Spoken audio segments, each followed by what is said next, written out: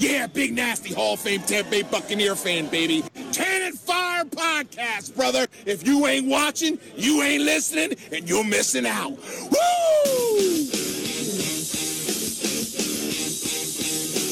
It is first down and goal from the 5-yard line. Pass toward the end zone. Fade route. Caught ball. Touchdown Tampa Bay. Mike Evans. Bucks lead 6-0. Again, fire those cannons 6 times.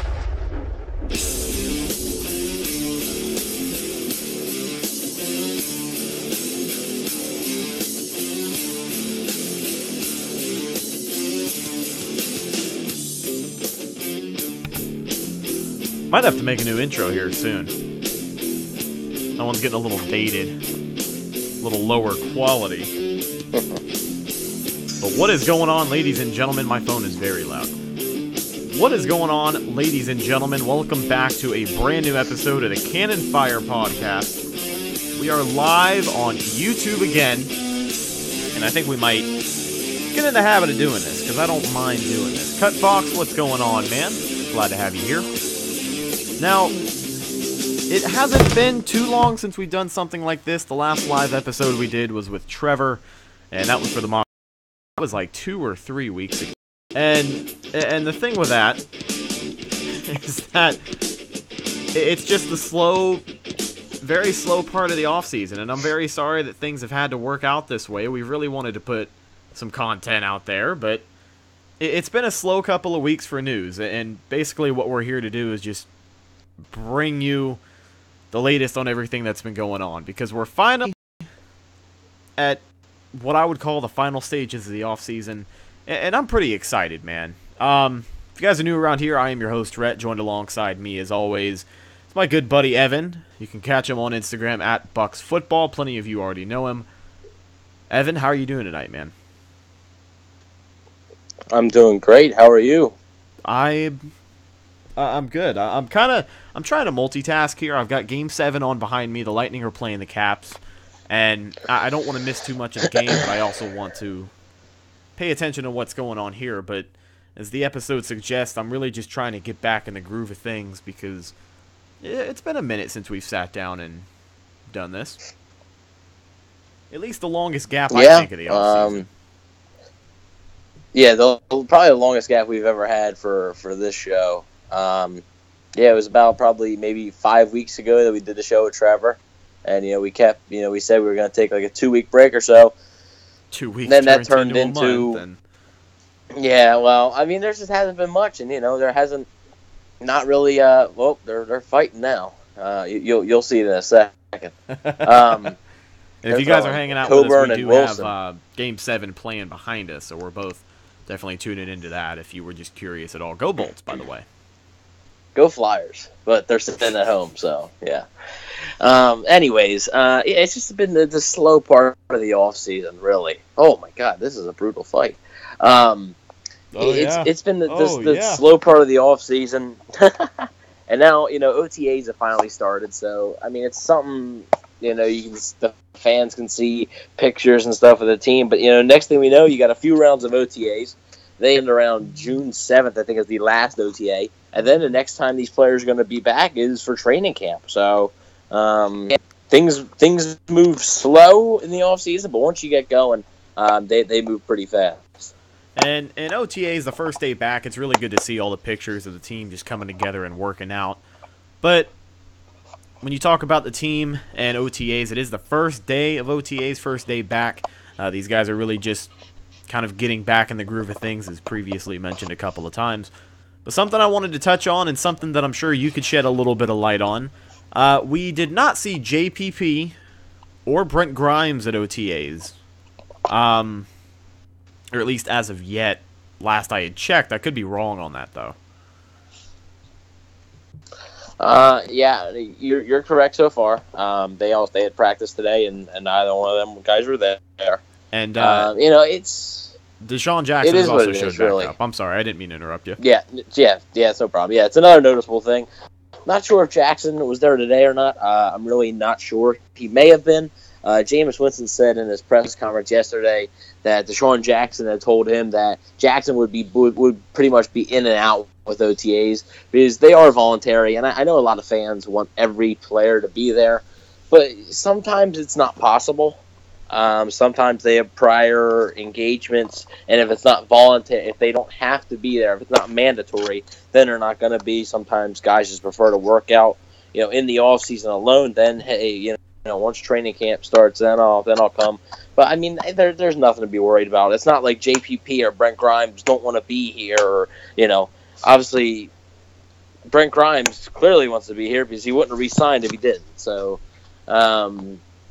I mean, and then JPP, I mean, it sucks his situation getting traded and stuff, but he seemed to be welcomed here with open arms, and I truly believe in his press conference. He's excited. He's ready to go to work, and, I don't really know what Brent Grimes has been doing, because Brent Grimes, besides really Miko, you don't really hear much from Brent himself, but JPP's been working out on his own. He's been doing it almost daily, football workouts, not just hitting the gym or whatever, but and I think that, it would be nice to get him here. And I think eventually he will show up, but this isn't nothing to be scared of or be mad at. It is a good sign that Deshaun Jackson's there. Excuse me. Because obviously chemistry between Deshaun Jackson and Jameis Winston was a big issue last year, and I think the more time they spend with each other, the better the chemistry is going to get. That's just how stuff like this goes. That's with almost every sport when you're dealing with passing of any sort. Just like we're watching hockey now, passing the puck. If you're playing with your line mates, chemistry's nice, or else it doesn't work right. So it's just the same with football. Like Mike Evans and Jameis Winston have great chemistry. They've been playing with each other for 3 years. Cameron Brate and Jameis Winston have great chemistry. They've been playing with each other for 3 years. So it just, it's all about spending time with him. And I think Jackson realizes that, and I think he's already doing a better job of that than he did last offseason. Oh, yeah. And something to think about as well. I don't know if you had brought it up or not, but there's also a newer sense of competition when it comes to this year. You can step back and say, oh, well, of course Deshaun Jackson is going to get the start over Chris Godwin. And it's kind of true, but it almost feels like he is kind of proving that he needs that spot, in a way. I don't know what's going on in his head. I don't know what he's thinking. I don't know why he's there on the second day of OTAs, but there is definitely a little bit more going on headed into these group workouts and things like that on the offensive side of the ball. Sorry, I'm just, oh dude, there's so much going on right now. The game is behind me. I'm trying to keep a good gauge. I'm gonna do better. Faye Dennis is in the live chat. He said, "You're killing me. I can't choose between all these Bucks live streams." What's going on, man? Yeah, we were in Mr. Bucks Nation live stream a little bit earlier. I wasn't gonna say anything about us going live because that's a little rude, but here we are. Thank you so much for checking us out, man. Appreciate it a bunch. Now, in other news, Bucks have started OTAs, and as of today, the Buccaneers did make some roster moves, and this right here is courtesy of BucksNation.com. Tampa Bay Buccaneers announced today that the team has signed wide receiver Bernard Reedy. Reedy played in 9 games for Tampa Bay last season before being waived and signing with the New England Patriots, where he played in 2 games and spent time on the team's practice squad. He also spent time with New England this offseason. In 11 total games last season, Reedy caught 2 passes for 21 yards and rushed 3 times for 17 yards while returning 18 punts for 175 yards and 7 kickoffs for 145 yards. The team also announced that receiver Thomas Spurbeck has been waived/injury waiver. So that's the latest in the Bucks roster moves. It's kind of nice to see Bernard Reedy back. He was able to stay on the roster with the Pats for just a little bit, so he can't be too bad, right? Yeah, I mean, hey, I guess you could say this guy's got Super Bowl experience now because he was on the roster when they went to the Super Bowl. So he's been there, done that, and now he can share his story. But yeah, I mean, I agree with you. It is nice to see Reedy back. He's a great guy in the community, and he's a decent player. I mean, he's not spectacular, and he may not even make the team, but he's still a guy that you can maybe rely on if you're talking about special teams. I thought he did a great job with punt returns, kickoff returns. With the way kickers are really kicking kickoffs now, it's tough to really get many kickoff returns. But I thought when the punt return job, I thought he did decent. Also, for those asking, if you do not know, speaking of special teams, Russell Shepard has signed a deal with the Giants. I know a lot of you guys wanted him back. I wouldn't have minded it, but yeah, he signed a 1-year deal with the Giants. May not make the team, but he won't come to Tampa Bay. Not this time. I wish him the best of luck because he's another one of those guys, just like Reedy. He's a decent player, but he's even a better person. And Reedy, Tampa Bay community is definitely lucky to have Reedy back in it. That is for sure. Even if it's only for a few months. It's a shame what happened to Thomas Spurbeck, but I was told that he got injured yesterday in OTAs. So, and another thing to take away from Reedy coming back is it's almost having him come back, regardless of, like you said, he is here for a couple of months or not. It's still nice to have someone who's been to an atmosphere of a team, of a winning team, basically, is what I'm trying to say. He was able to be there, get to the show, and then see how it's all done. See how certain teams handle certain things, because the Patriots are a winning organization for a reason, and it's not just because of the play on the field. So for him to go and experience that and pretty much just see how they do things up there can definitely make him a little bit more of an experienced role down here. If he is able to share the stories he has with the rest of the guys who are all curious about it, he can also use that experience and maybe do some good in the locker room. Yeah. Oh, I definitely agree. I mean, he's already a good locker room guy, but I think, just like you said, the experience it's just going to help him, And, some of the young guys, like some of the rookies, maybe, if they ask him, they're like, hey, you were on the Patriots, right? What was that? What was that like, I mean, I know Reedy's a young guy, and he was only on there. He's not like a veteran, but he was only on there for, 2 months or so. But still, he still got 2 months experience, and got to witness a whole playoff run. So it's definitely something valuable that Reedy can probably take in. Maybe, he looked at Tom Brady on how to keep his body healthy because, Tom's been doing this for, a long time and doesn't seem to slow down. So maybe he took some tips from him on how to, keep your body upright and all good. So, I mean, yeah, I don't see a problem with the move. It's, like I said, he may or may not make the team. I think he has an uphill battle to make the team just because this team is now just stacked at wide receiver. Like, I'm not sure if they're going to keep 6 wide receivers. So it's either going to be Austin Watson or Bobo Wilson. So, but if they keep 6 wide receivers, then it will be Watson and Wilson. But if they just keep 5, it'll be very interesting to see in training camp who wins that job. And something else to be excited about as well. Now, in other news, a lot of big things actually happening today and these past couple of days of all things. Some NFL rule changes have been floating around. Now, there were 2 big ones that stuck out to me. I haven't seen any news on any other ones, but I also haven't really been looking for it, if you know what I mean. First and foremost, the NFL changed its policy regarding the national anthem, and I've got the list and the rundown of how things are going to work here right in front of me. So there were big 6 points to take away from the new policy, and these are them. Number 1, all team and league personnel on the field shall stand and show respect for the flag and the anthem. Number 2, the game operations manual will be revised to remove the requirement that all players be on the field for the anthem. Number 3, personnel who choose not to stand for the anthem may stay in the locker room or in a similar location off the field until after the anthem has been performed. Number 4, a club will be fined by the league if its personnel are on the field and do not stand and show respect for the flag and the anthem. Number 5, each club may develop its own work rules consistent with the above principles regarding its personnel who do not stand and show respect for the flag and the anthem. Number 6, the commissioner will impose appropriate discipline on league personnel who do not stand and show respect for the flag and the anthem.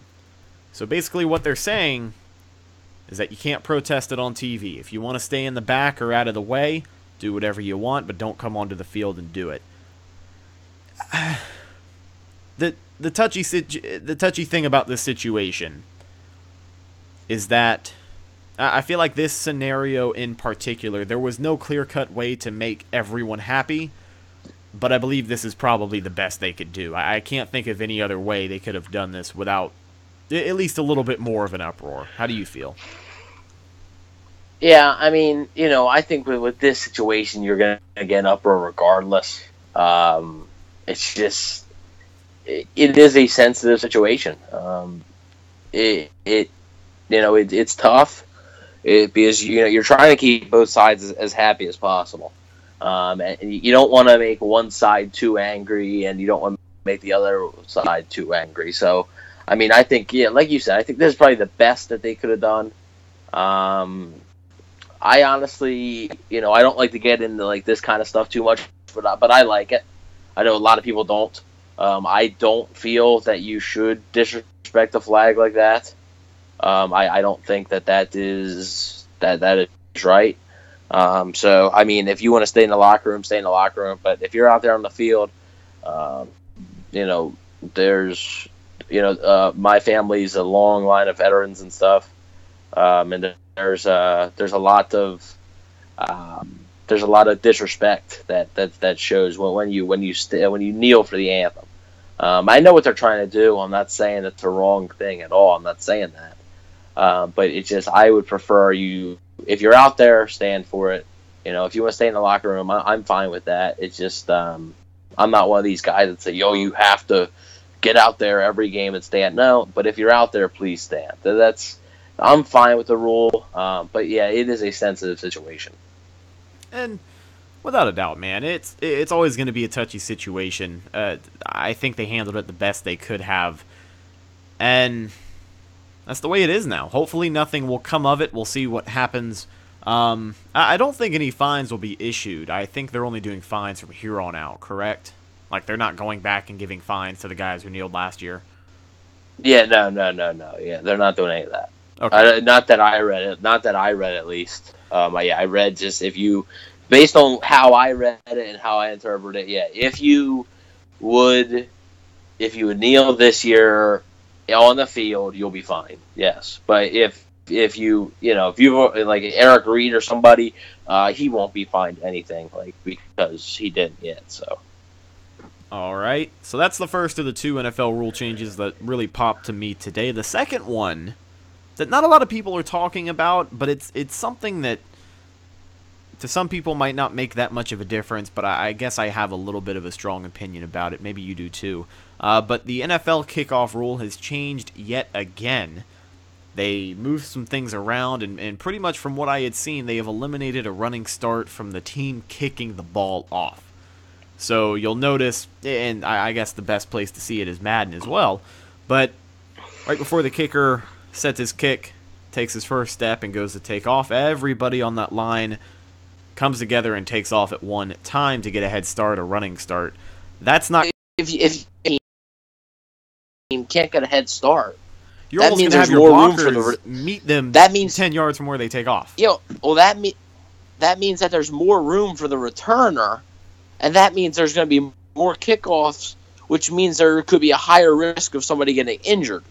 It's about being safe with it, but now it's a higher percentage of somebody taking it out now, which could lead to injuries. It doesn't make much sense to me. I know if it ain't broke, don't fix it, and I didn't think it was broke. It's been that way for years. I don't know why you need to change it. The NFL, I guess we're gonna start playing flag football here soon. Because I don't know what else to do. I mean, if you watch I don't even watch the Pro Bowl anymore. It's a complete joke. I mean, it's literally almost two-hand touch. I mean, you very rarely see any actual tackles in the Pro Bowl, and that's why I think it was moved to like 3:00 last year because they know nobody watches it. The skills competitions and stuff for the Pro Bowl, which they put in this year, those are good. I enjoy those. It was on a Thursday night, I believe, in the Pro Bowl, and the Pro Bowl was on Sunday. And what happened was, it was fun. They did random activities and stuff, and that was good. But then the Pro Bowl just sucks. And, I know I'm going on this long rant about the Pro Bowl, but the reason they did that is because they want to prevent injuries. To me, this move with the kickoff just does not represent you accurately wanting wanting to prevent injuries. To me, this would almost only maybe increase injuries, because if you're taking more kicks out, what if you tear your ACL running it out? I mean, it can happen, So I think you would want to eliminate the kickoff to prevent injuries, but then you've just made a rule where kickoff returns are more likely now. It doesn't make sense. It doesn't. And honestly, to anyone else, we could probably sit here and sound like a couple of grumps just complaining about it. And I hate to sit here and complain about it, but times are changing, and I don't think we're ready. I really don't. I don't think everyone is ready, and I think that's the sucky part about it. But regardless, the game of football is still here. We still get to enjoy it, and the Bucs are still a franchise. As long as we don't keep losing year after year after year, we should remain a franchise for a good while. Well, so let's not worry about it. If the Browns have been here since '95, I think we'll be all right. Yeah, we'll hang in there. Although to me, the Browns had an impressive draft besides the number 4 pick. I didn't like the Denzel Ward pick at all. I think I can solemnly say that the Browns had a top 5 offseason in the league when you break it down. Oh yeah. It just goes to show that if they have the money, because they did, if they have the money and they have a front office that at least knows what they want to do, they can do whatever they need to do, and that's a really cool thing to see, especially out of a franchise like the Browns, the 0-10 Browns. I mean, I wouldn't put the Bucs in top 5. I'd put them in top 10 though. I mean, the additions they were able to make on the defensive line, like a solid 7. Yeah, I would say 7 or 8. Yeah, I would say 7 or 8. I would have said top 5 if they would have addressed the secondary a bit more. Mostly a safety position. I like Carlton Davis. I really do. I think he's going to end up being the second corner. So I think the cornerback position's good, but I think maybe the other safety spot. I mean, Justin Evans is good, and we're kind of fans of Chris Conte here. We don't really get the hate, but I think if you had some opportunities in this offseason to upgrade and you didn't, so that may come back to bite you. Time will tell. Well, we'll see what happens. It's either going to work or it's not. As we brought up time in and time out, Jason Light is very, very, very confident in his scouting. He believes that he's doing what's best for the team, as any GM would. But these are guys who have been very confident about the people they have brought in the past couple of years, and they haven't done a terrible job. I'd say they've done more of a 70-30, 60-40 on the positive-negative scale, but we'll see what happens. I got a good feeling about it, and I think things will end up turning around for us, but we just have to wait and see. But I've been waiting to ask, did you hear about the Richie Incognito thing? Yeah. I saw it at school today. I was like, oh, okay. I was like, that's a little weird. So, if you guys haven't heard, Richie Incognito, the Bills' offensive lineman, is being held in an involuntary psych hold and a forced mental evaluation after getting in an altercation with a man in a gym right here in Florida. So basically what we've got here, people have said, Richie Incognito was involved in an altercation with another man at an upscale Florida gym, with the alleged victim claiming Incognito threw a dumbbell at him, and then the cops were called. Multiple sources have said the four-time Pro Bowl lineman was working out early Wednesday morning when he got into it with another guy who was working out. They spoke with the alleged victim, who tells us Incognito first threw a tennis ball at him for no reason before grabbing a dumbbell and heaving that as well. The alleged victim says Incognito was rambling about the government and screaming at the man to, quote, "Get off my fucking playground," end quote. This is a PG show. This is roid rage at its finest. This is not a PG show. This is like a PG-13 show. We can say the F word one time.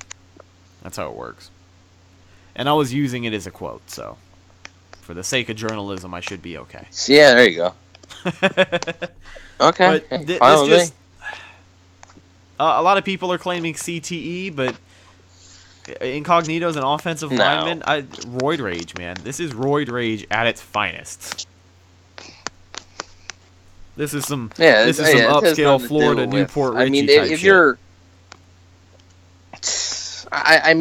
if you're saying that he did it because he's CTE, that's dumb. I mean, really. I mean, that is a real problem with today's league with concussions and stuff. But I mean, to just think, oh wow, he threw that at him, he did that. It's CTE. Now, come on. It's not. CTE isn't the cause of all problems. Well, you also have to have a couple of concussions to have CTE, from what I have heard. And as an offensive lineman, you're really not taking that many unwarranted blows to the head. Yeah. Offensive linemen have some of the cleanest helmets in the NFL because it's their job to not get down and dirty like that. Yeah. Yeah, I do agree. I mean, you don't really see many offensive linemen have concussions. But you do see like offensive linemen with back issues, with stuff like that. But yeah, not really concussions, because just like you said, unless they're putting like their head down, like a goal line situation, you're not really getting hit in the head much. Right. And I don't know, man. Richie Incognito has always been an interesting character, because in my eyes,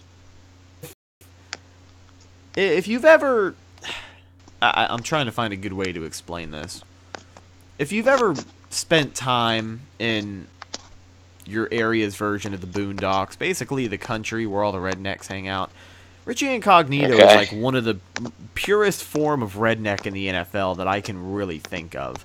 It just, everything about him, man. It just screams like down in beers on the weekends, in a wife beater most of the time he's at home. He's just a big white machine, that whole ordeal. He had posted, I think it was a yeah. And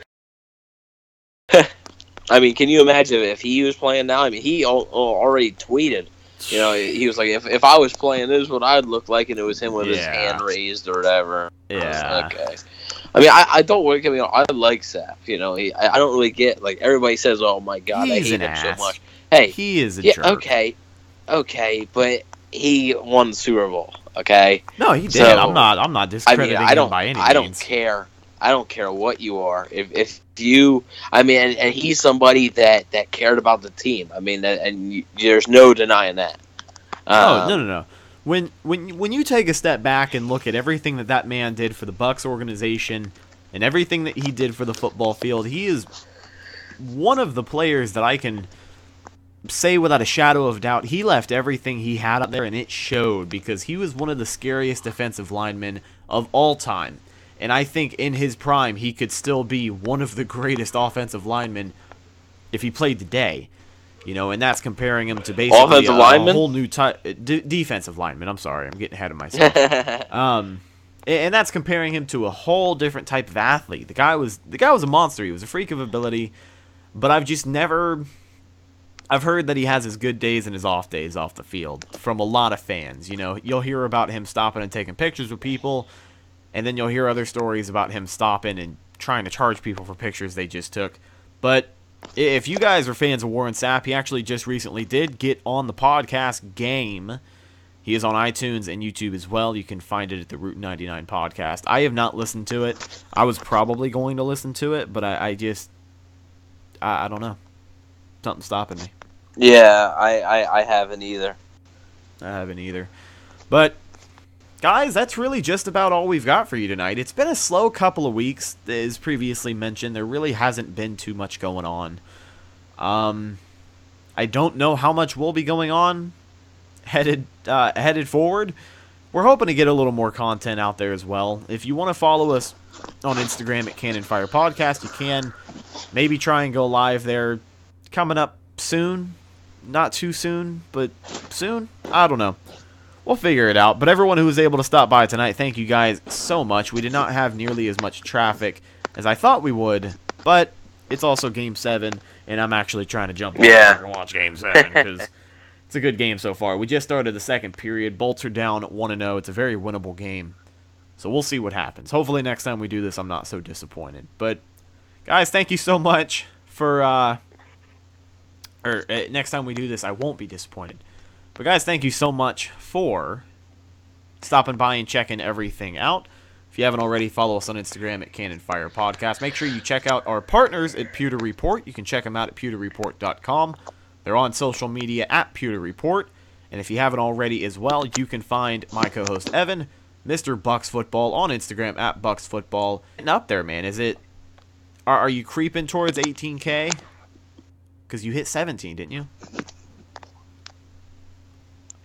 Getting close. We still got 17.6. So we're over halfway there. So okay. And you know, it's just like you said, that was a slow time. I've been posting a lot of things with song captions, like captions of songs and stuff. Because, you know, like cool, I pick like cool photos and stuff. Oh, all the HQ picks, they go up, or something. I mean, because you know, it's just there's not much to say, you know. I mean, it's good that OTAs are back now, so we got some pictures and stuff like that. But I mean, even from OTAs, the media, the Bucks aren't letting the media live tweet during OTA, so the media has to wait until the Bucks are done their OTA session that day. Excuse me, to tweet or video, and even then, there's not much video. I believe Pewter Report, which also, if you haven't checked them out, go ahead. Trevor Sickam just put a cover 3 out today about Chris Godwin. So I know you all probably love Chris Godwin. It's a good one. So go over there, check it out. Be sure to always check out pewterreport.com. Of course, proud partners, the page, Bucks Football, and pewterreport.com.